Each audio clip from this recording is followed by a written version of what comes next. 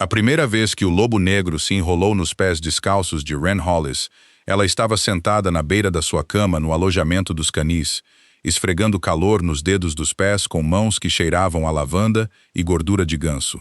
O lobo era enorme, negro como a fuligem de uma chaminé, com uma orelha entalhada como uma página rasgada, e deslizou pelo chão de pedra sem um som, enrolando todo o seu corpo maciço em torno dos tornozelos dela, da maneira que um cachecol envolve um pescoço. Hen ficou muito quieta. Depois, riu, baixo e assustada, e o som ecoou nas pedras. O que ela não sabia, o que ela não poderia imaginar, era que o lobo que aquecia os seus pés como um cão de lareira gigante era Theron Blackvein, rei alfa da Corte de Ferro, o homem cujo nome fazia os conselhos de guerra silenciarem.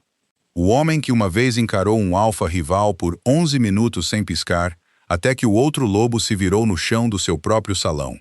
Aquele homem estava agora pressionando as suas costelas contra os dedos frios de uma moça do canil e pensando com todo o peso da sua inteligência real. Os pisos estão frios. É só isso. Os pisos nesta ala são de pedra, e pedra é fria, e qualquer lobo com instinto sã abordaria o problema. É uma questão de circulação. É praticamente medicina. Ele tinha dito a si mesmo que ficaria apenas uma noite. Ele vinha dizendo isso há 6 dias. Tudo começou no Jardim de Geada, no lado norte da fortaleza, onde a curandeira ia todas as noites cortar com Frey antes que a terra endurecesse. Theron estava correndo pelos muros em forma de lobo, o que ele fazia quando a Câmara do Conselho fazia a sua pele parecer pequena demais, e ele tinha pousado a pata errada sobre um pedaço de ardósia. Um corte superficial, mal era um corte, uma insulto de corte. Ele estava ali parado olhando para ele com a leve irritação de um rei. Inconveniente, quando a moça apareceu por trás da sebe com a sua cesta de corte e o viu. Um lobo negro do tamanho de um pônei sangrando na geada. Qualquer pessoa sensata teria gritado. A moça do canil pousou a cesta, agachou-se e estendeu a mão, palma para cima, dedos soltos, e disse: "Oh, seu pobre e enorme ser! Quem o deixou aqui? Pobre ser enorme!" Nenhuma alma viva tinha se dirigido ao rei Alfa em tais termos, desde que a sua avó morreu. Ele deveria ter ido embora. Ele estava indo embora. Ele estava absolutamente no processo de ir embora quando ela abriu o casaco, tirou um pedaço de pão escuro e uma tira de carne seca, claramente destinada ao seu próprio jantar, e colocou-os na geada entre eles. Ela era magra. Ele podia ver nos seus pulsos. Ela estava dando ao lobo estranho o seu jantar de qualquer maneira, e o vento levava o seu cheiro até ele. Lavanda e mato e algo por baixo que fez o lobo dentro dele sentar-se como um sino batido, e o conquistador veia negra dos passos do norte avançou e comeu o pão da mão de uma moça do canil. Ela ligou a sua pata com o linho rasgado da sua própria bainha. Os seus dedos eram rápidos e certos, os dedos de alguém que tinha arrumado as pernas de cães de caça e costurado as orelhas rasgadas de carneiros de briga. E ela falava o tempo todo num murmúrio baixo e contínuo, da maneira que curandeiros falam com animais assustados. "Agora, isso não é tão ruim, é? Uma coisa grande e dramática como você sangrando todo o meu confrei. Vou chamá-lo de fuligem. Você parece algo que caiu de uma chaminé e decidiu ficar furioso com isso. Fuligem. Ele teria a língua arrancada de qualquer homem que o chamasse assim. Ele decidiu, olhando para cima para ela, que dela isso era aceitável. Ele disse a si mesmo que a seguiria para um abrigo, confirmaria que ela estava segura e iria embora. Isso foi há 6 dias. Ele agora conhecia toda a vida dela, porque os servos da fortaleza conversavam sobre a cerca do canil e porque ela falava com ele interminavelmente, maravilhosamente, como se ele fosse um diário muito grande. Wren Hollis, 23 anos, expulsa da matilha de Ashfall.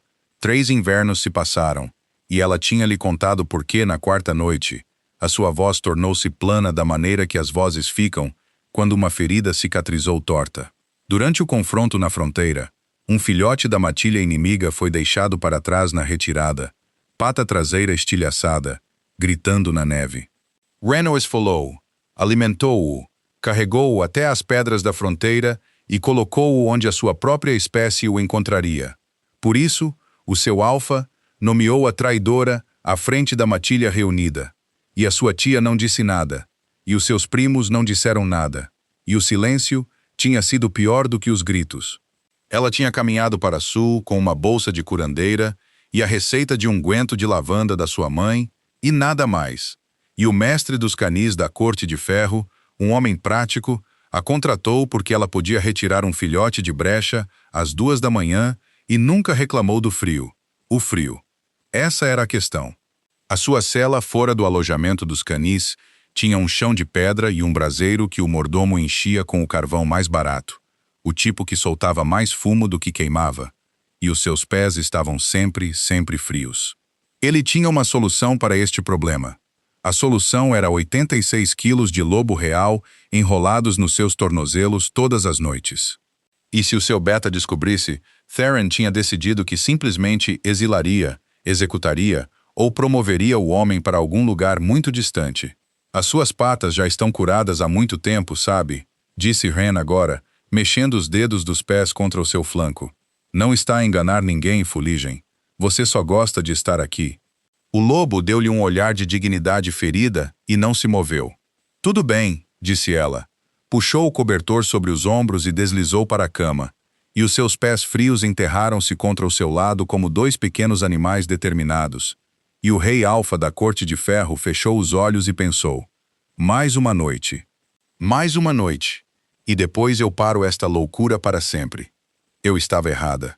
Ia ficar muito pior. Tudo começou com as meias. Ren possuía 3 pares de meias de lã, cinzentas, muito remendadas, e lavava-as na sarjeta atrás dos canis e pendurava-as no varal, perto da casa de defumação. Na 7ª manhã, um par desapareceu. Na 9ª manhã, outro. Ela ficou no varal vazio com os punhos nos quadris e acusou o gato da casa de defumação, que era inocente. As meias estavam naquele momento nos aposentos privados do rei Alfa, na gaveta inferior de um baú de campanha que uma vez carregou mapas de batalha, e Theron estava sobre elas em forma humana ao amanhecer, recém-transformado, horrorizado consigo mesmo. Havia uma explicação. O lobo as tinha levado. O lobo, aquele idiota sentimental de baixa classe que vivia sob a sua pele, tinha passado a trotar pela casa de defumação, apanhou o cheiro de lavanda e dela, e a próxima coisa que soube foi que estava na sua própria varanda com meias de lã na boca, como um cão ladrão comum. A posição do lobo sobre o assunto era clara e sem remorsos. Dela, agora nossa. Macio. Cheira bem. Somos um rei, disse Theron em voz alta ao seu próprio reflexo no vidro da janela. Não roubamos roupa. O lobo, no fundo do seu peito, irradiava o calor presunçoso de uma criatura que sabia exatamente cujos pés estaria aquecendo ao anoitecer. O seu beta, Garrick, um homem de temperamento azarado e cicatrizado que conhecia Theron desde que eram filhotes, notou a mudança da maneira que betas notam tudo. Ele notou o rei desaparecendo ao anoitecer. Ele notou pelos de lobo negro na capa real. Ele notou uma manhã, uma única meia de lã cinzenta espreitando do baú de campanha, e ele olhou para ela e olhou para o seu rei e ergueu uma sobrancelha exatamente meia polegada. O alojamento dos canis reportou um ladrão de roupa, disse Garrick calmamente. Raposas, disse o rei Alfa, soberano de 9 matilhas, sem piscar. A fortaleza tem raposas. Raposas, repetiu Garrick. Grandes. Coloque um aviso. E Garrick. Theron virou-se de volta para os seus papéis. O alojamento dos canis. O mordomo compra carvão fumegante. Mande substituí-lo por carvalho bem curado. Tudo. Hoje. Alguma razão em particular, meu rei? Circulação, disse Theron. É importante para os cães. E Garrick, que tinha visto aquele homem levar uma lança no ombro sem mudar a expressão, saiu da câmara e riu silenciosamente no punho por 1 minuto inteiro no corredor.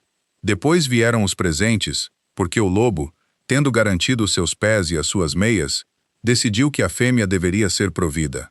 O primeiro presente foi um fazão, inteiro, congelado de tão duro, depositado à sua porta com enorme orgulho. Ren o desplumou, o cozinhou e o dividiu com o mestre dos canis, e disse ao lobo que ele era um cavalheiro e coçou a orelha entalhada até a pata traseira dele bater no chão. E a dignidade do rei Alfa morreu uma morte pequena e nem sequer se lamentou. O segundo presente foi um problema. O segundo presente foi um cálice. A haste de ouro, cravejada de granadas, retirada do tesouro real por um lobo que decidiu que fazões eram tributo insuficiente para a sua fêmea.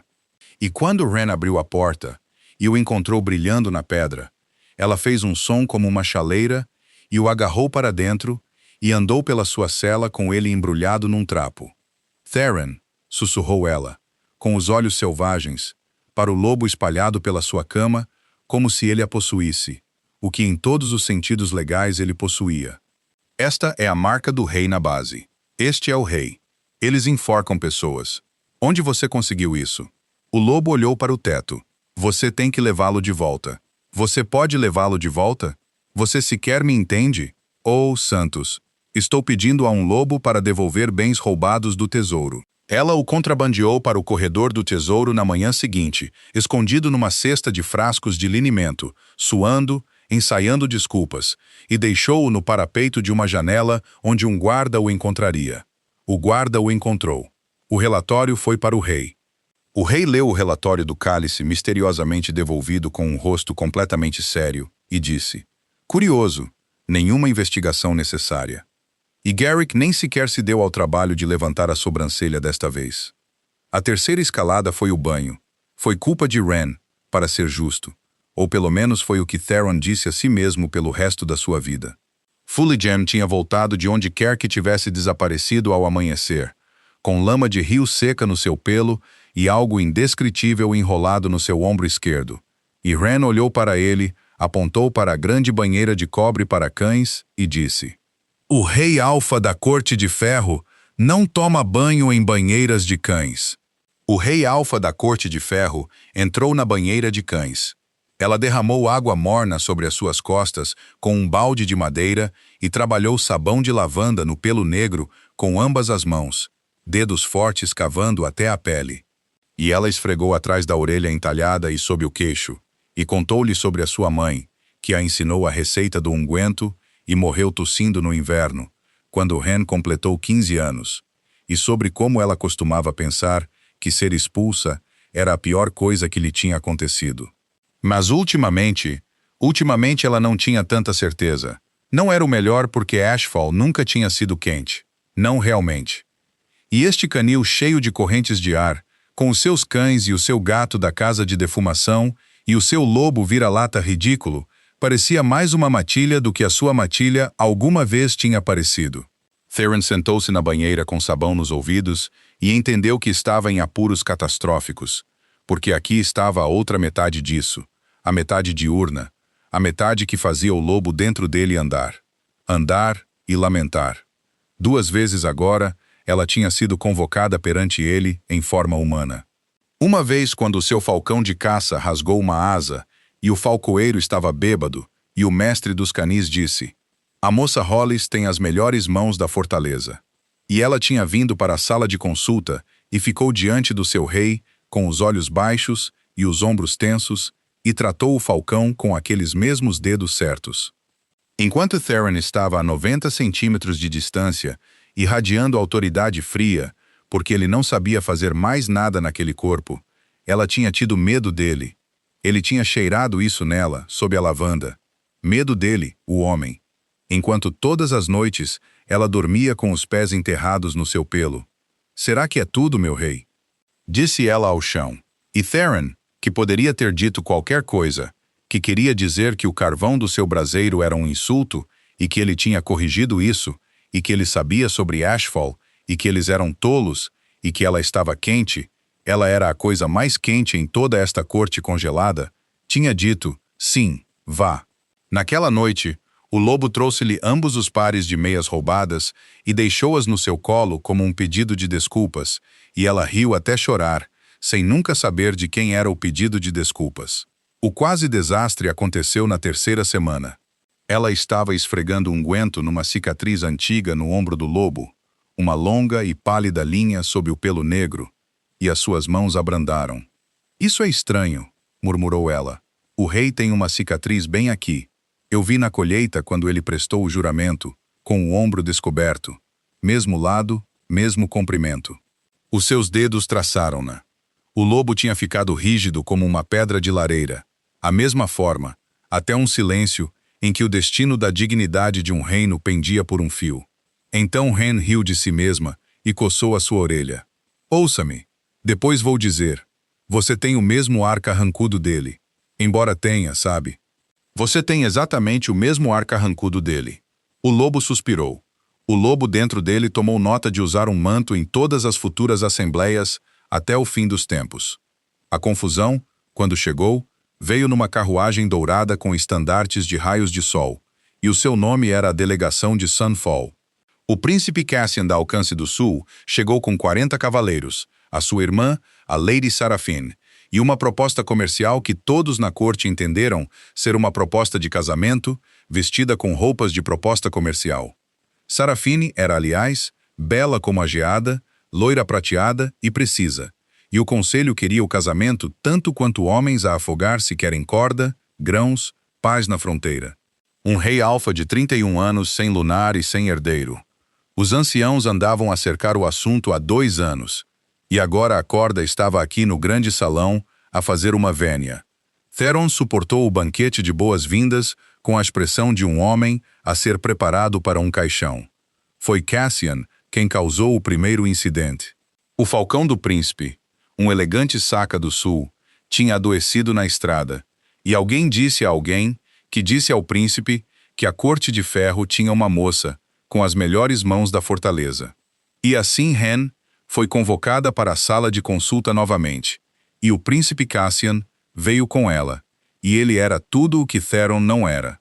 Fácil, dourado, rápido a rir. Ele encostou-se à parede da sala de consulta, enquanto Hen abria uma asa com cuidado, e ele perguntou o nome dela, o nome real dela, e onde ela tinha aprendido. E quando ela disse Ashfall, o seu rosto fez algo complicado, e ele disse, a curandeira que expulsaram por causa do filhote inimigo. Essa história cruzou a fronteira. Sabe, a minha avó ouviu-a e disse, qualquer matilha que exila o seu lobo mais bondoso merece os seus invernos. As mãos de Hen pararam na asa do falcão. Ninguém nunca lhe tinha dito isso, que a vergonha pertencia a eles e não a ela. Cassian enviou-lhe um manto na manhã seguinte. Forrado de raposa, feito no sul, da cor de bom vinho. Era a coisa mais fina que Hen já tinha tocado, e ela ficou no pátio do canil, segurando-o, sem saber o que fazer com o seu rosto. E alto no caminho da muralha, o rei Alfa observava, e algo no seu peito virou-se lentamente, como uma grande roda a começar a moer. E eu estava ciente, distantemente, de que ele estava a segurar o parapeito com tanta força que os nós dos dedos ficaram brancos. Ele estava ciente de Garrick ao seu lado dizendo algo razoável. Do que ele estava mais ciente era do lobo que tinha parado de andar e ficado muito quieto e muito simples. Mio, ela é minha como uma estranha, e ela é minha, e ele não tem o direito de fazê-la sentir-se aquecida. Essa é a minha tarefa. Minha, meu rei, disse Garrick cuidadosamente. Você quebrou a argamassa. Theron olhou para baixo. Um pedaço do parapeito tinha se soltado na sua mão. Ele colocou-o com uma precisão terrível.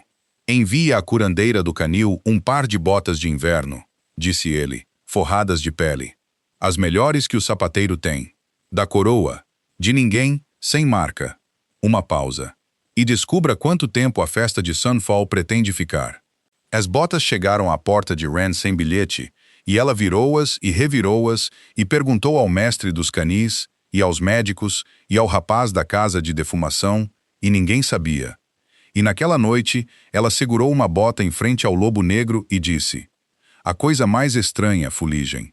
Primeiro as meias desaparecem, depois as botas aparecem. Esta fortaleza tem os ladrões mais confusos das 9 matilhas. E o lobo pareceu extremamente satisfeito consigo mesmo, por nenhuma razão que ela pudesse nomear. A luva de Cassian foi encontrada no dia seguinte na sala de consulta, rasgada em tiras, com uma minúcia quase cirúrgica. Os homens do príncipe culparam o falcão. O falcão, se tivesse tido a capacidade de falar, teria testemunhado que viu um enorme lobo negro fazer o serviço com cuidado lento, deliberado e vindicativo, mantendo contato visual com a luva o tempo todo. Mas foi Seraphine, no final, que moveu a história para onde estava a ir. A dama de Sunfall não era tola, e não era, à sua maneira fria, cruel. Ela tinha vindo para o norte para ser uma rainha, porque era para isso que tinha sido criada, da maneira que os falcões são criados para o punho. E dentro de uma semana, ela tinha notado o que o conselho não tinha, que o rei desaparecia ao anoitecer, que ele observava o alojamento dos canis do caminho da muralha. Seraphine tinha visto a sua própria mãe passar 30 anos casada com um alfa cujo lobo dormia fora da porta dela e nunca uma vez dentro dela. Tinha visto a sua mãe colocar 2 chávenas na mesa todas as noites da sua vida e beber sozinha de uma delas, e algo em Seraphine tinha ficado quieto e cuidadoso ao olhar para a veia negra, porque ela reconheceu a forma desse futuro da maneira que se reconhece uma estrada que já se percorreu. O seu capitão Vale não tinha tais reflexões. Vale tinha ambições de um senhor e métodos de um soldado, e tinha vindo para o norte para fazer da sua dama uma rainha, porque a capitã de uma rainha está a meio caminho de ser uma senhora. Ele viu a moça do canil pelo que ela era, um obstáculo do tamanho de uma ômega magra. Decidiu removê-la. Hen estava a cortar com freio no jardim de geada 3 noites depois, o último dele, a trabalhar à luz de lanterna porque a terra endureceria dentro de uma semana, quando ouviu botas no cascalho e virou-se e encontrou 3 homens em cores do sul entre ela e a fortaleza. Nada pessoal, moça, disse Vale, e ele quase quis dizer isso. Há um carro de grãos a partir para a fronteira ao amanhecer. Você estará nele, por cima dele e fora daqui. E todos aqui pensarão que fugiu com um vendedor ambulante. Você já foi expulsa antes. Sabe como se faz. Ande devagar e ninguém se magoa. Ren não andou devagar. Ren atirou a lanterna. Comprou-lhe 4 segundos.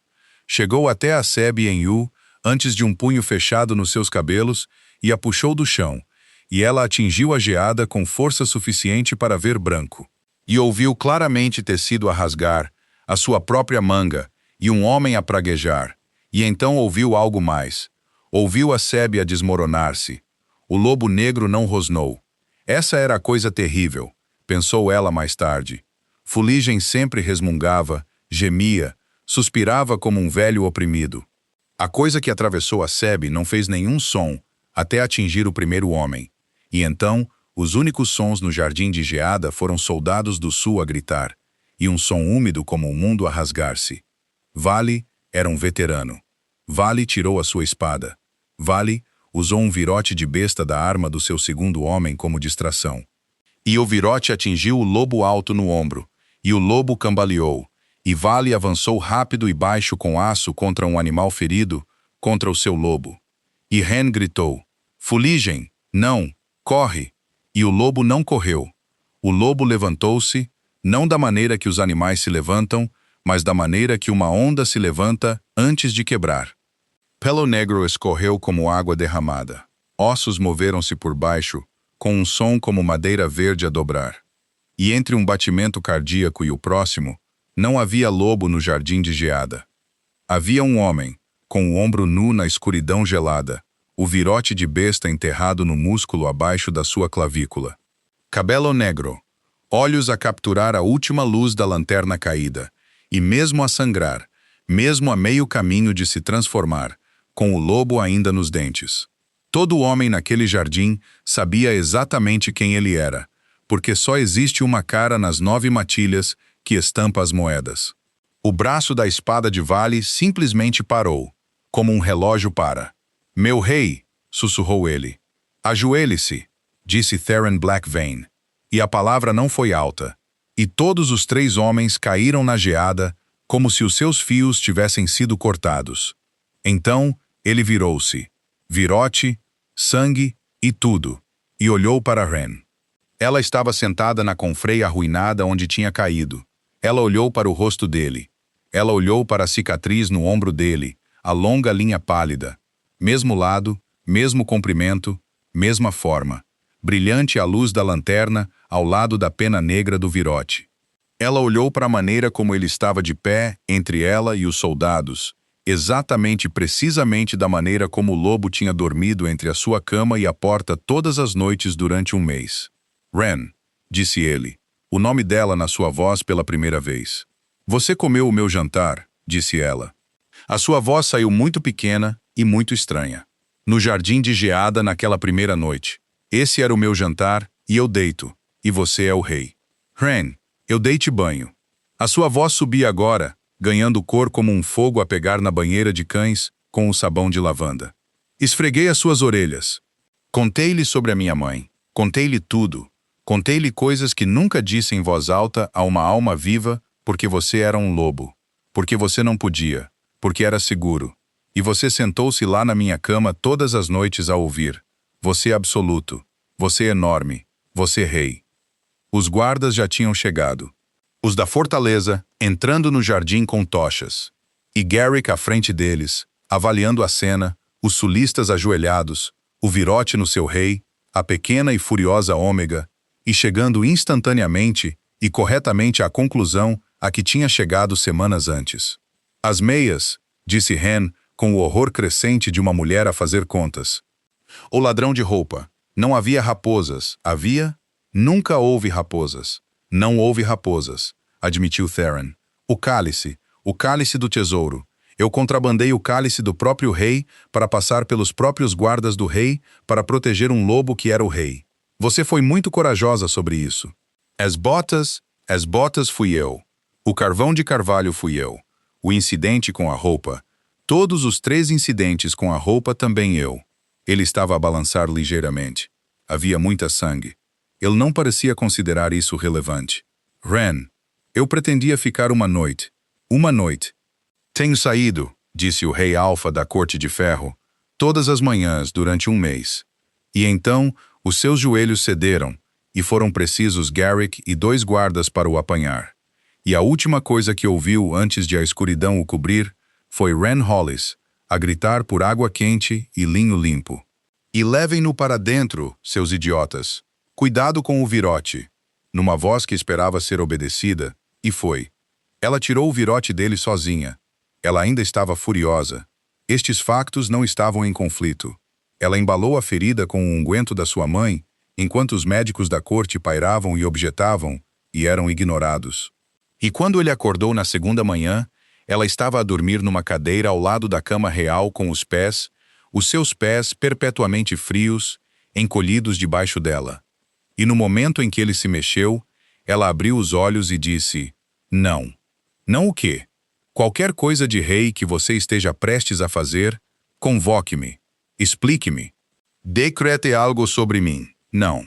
Ela parecia exausta e pequena e completamente inflexível. Você deixou-me contar os meus segredos a um lobo.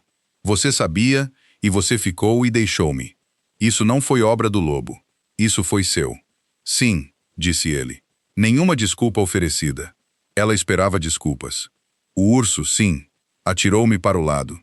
Preciso, disse ela, de ficar zangada por um tempo, e não consigo fazer isso aqui com você a olhar assim, todo enfaixado e penitente. Vou voltar para os canis. Ren, não me sigas. Uma pausa. O queixo dela ergueu-se. Nenhum de vocês. Ela ficou zangada por 4 dias. Teria sido mais tempo, exceto pelas pequenas descobertas. A primeira foi o carvão. Ela foi encher o seu braseiro e realmente olhou pela primeira vez para o carvalho bem curado que tinha aparecido um mês antes e perguntou ao mordomo, que consultou o seu livro de registros, e a ordem estava na própria mão do rei, datada da manhã seguinte, ao facto de ela uma vez ter mencionado a um lobo adormecido que o fumo a fazia tossir. A segunda estava debaixo da sua cama. Tapetes de lã, 3 deles, grossos, que ela tinha assumido que o mestre dos canis tinha conseguido. O mestre dos canis não tinha conseguido nada. Tinham chegado sem marca semanas antes, na mesma semana em que ela tinha brincado com o lobo, que o chão roubava o calor dos seus ossos. O terceiro foi uma nota no livro de registros da sala de consulta, na caligrafia desajeitada do falcoeiro. Ordem do rei. A curandeira Hollis para ter a primeira escolha de restos de cozinha para os seus animais e o seu salário aumentado e nenhum homem para incomodar sob o seu desagrado. Jeirodo do dia seguinte ao primeiro dia em que os homens de Vale tinham atravessado os portões. Ele tinha estado a ouvir todas aquelas noites em que ela falava com um lobo que não podia responder. Alguém tinha respondido silenciosamente em carvão e lã e linhas de livro de registros, na única linguagem que um homem fechado sabia falar. E Ren sentou-se na sua cama no alojamento dos canis com a página do livro de registros copiada no colo e chorou e tirou isso do sistema, assoou o nariz e foi para a guerra. Porque o conselho, na sua sabedoria, tinha escolhido aquela mesma semana para forçar a questão. Eles convocaram-se no grande salão, os 9 anciãos e a delegação de Sunfall, para propor formalmente o casamento com Sarafin perante a corte reunida, sob a teoria de que um rei a recuperar de um escândalo de assassinato precisava de uma aliança forte mais do que nunca, e que qualquer coisa que tivesse acontecido no Jardim de Geada seria melhor enterrada sob um casamento. Vale estava acorrentado, e a sua dama não tinha dito uma palavra em sua defesa, mas os grãos e as raízes de Sunfall não tinham deixado de existir, e velhos são velhos. O ancião-chefe estava a 3 frases nos benefícios da união quando as portas se abriram, e a curandeira do canil entrou no grande salão no seu vestido cinzento remendado e nas suas botas forradas de pele, e toda a corte virou-se, e Theron Blackvein levantou-se do seu trono tão rápido que a coroa ainda se estava a ajustar enquanto ele descia os degraus. «Meu rei», começou o ancião-chefe. «A sessão», disse Theron, «está concluída». Ele atravessou o salão até ela, diante dos 9 anciãos, do príncipe do sul, dos estandartes reunidos da corte de ferro e da dama pálida de Geada, Sarafin. O rei Alfa parou a um braço de distância de uma ômega exilada que cheirava a lavanda e linimento de cão, e ele não decretou e não convocou. Ele perguntou: «Você disse que precisava de ficar zangada por um tempo», disse ele. «O tempo acabou?» «Isso depende», disse Ren Hollis, à frente de todos. De Selsroy planeia continuar a ouvir da maneira que o lobo ouvia. «O lobo», disse Theron, «era sempre eu. A audição era sempre eu. Ren, tudo o que era quente era sempre eu. Eu não sei como ser esse homem à luz do dia ainda. Estou a pedir-te que me ensines». O salão estava tão silencioso que todos ouviram ela engolir. «Os pisos aqui são muito frios», disse ela incerta, o que não era um sim em nenhuma língua, exceto a deles. E Theron riu, realmente riu, um som que a corte não ouvia dele há uma década, e virou-se para encarar o seu povo com a mão estendida atrás dele, aberta, esperando até que os seus dedos aterrassem nela. «Marquem isto, todos vós», disse o rei Alfa. E agora a voz era a voz de carimbar moedas, a que movia exércitos. «Esta é Ren Hollis, expulsa de Ashfall por misericórdia, o que vos diz tudo sobre Ashfall e tudo sobre ela. Ela é a minha companheira. Ela é minha, como eu tenho sido dela, desde que alimentou um lobo vira-lata com o seu próprio jantar no Jardim de Geada. Ela será a vossa luna e a vossa rainha, e a matilha que a desprezou pode refletir sobre o seu julgamento do outro lado das minhas fronteiras fechadas. Algum lobo aqui contesta? Nenhum lobo ali contestou. Foi Sarafin quem quebrou o silêncio que ninguém esperava. A dama de Sunfall levantou-se, alisou as suas saias prateadas e inclinou a cabeça para Ren com impecável cortesia sulista. «O meu capitão agiu sem o meu conhecimento, e ele responderá por isso sob a sua lei, não a minha», disse ela, e depois mais baixo, numa voz que só alcançou as primeiras filas. «A minha mãe colocou 2 chávenas na mesa todas as noites durante 30 anos, e bebeu sozinha de uma delas. Eu vim para o norte por uma coroa. Acho que prefiro ir para casa do que usar uma mesa como a dela». Ela olhou para Ren, e por um momento a geada no seu rosto rachou e mostrou algo por baixo que era quase bondade ou quase luto. «O lobo dele dorme aos seus pés, moça do canil. Você tem alguma ideia do quão raro isso é? O meu pai nunca cruzou o limiar da minha mãe. Mantenha o seu quente». Então ela reuniu o seu irmão, que fez uma vênia a Ren com genuína alegria, e murmurou que o norte claramente tinha as melhores mãos das 9 matilhas. Afinal, e os estandartes de raios de sol foram para casa, E o tratado de grãos foi assinado de qualquer maneira, porque Cassian, ao que parece, gostou demais da história para a estragar. Vale foi para a fronteira acorrentado.